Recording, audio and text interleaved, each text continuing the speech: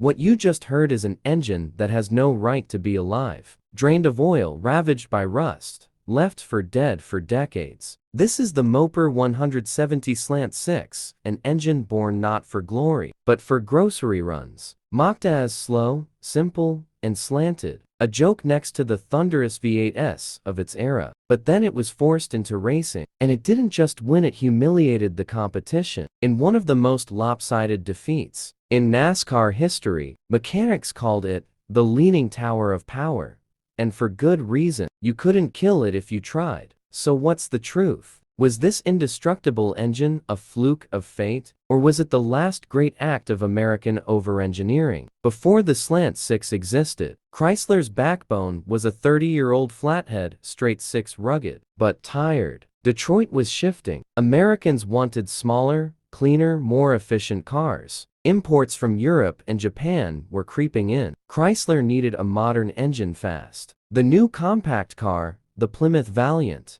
was designed with a smaller engine bay. When engineers tried dropping a conventional straight six into it, they hit a wall. It simply wouldn't fit. That's when William Whitman and his team made a decision no other major automaker had taken. They tilted the engine 30 to the right. This slanted design solved everything at once: a lower hood line, shorter engine length, better packaging, better mixture distribution, and improved real-world efficiency. It looked odd, but it worked brilliantly. The first version, the 170 cubic inch Slant Six, made around 117 horsepower and 155 pound-feet of torque, modest numbers, but perfect for the Valiant, Dart, Lancer, and even the Chrysler Imperial. Chrysler engineers reused proven V8 design DNA, cut costs smartly, and experimented with aluminum blocks before switching fully to iron for reliability. Inside the engine,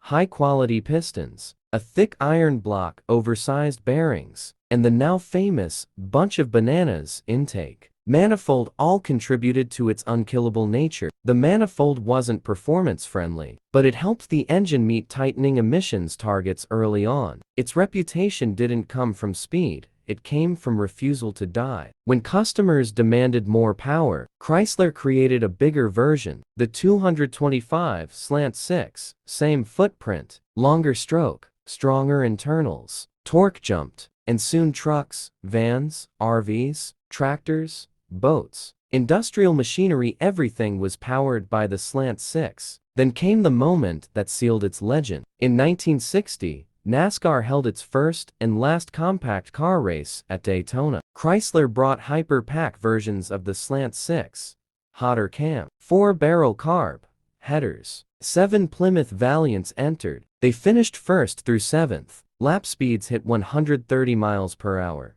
The little 170 was making nearly 200 horsepower, but hyper-pack performance wasn't the Slant Six's legacy. Durability was. This is Paul from Rare Car Stories. Catch you next time.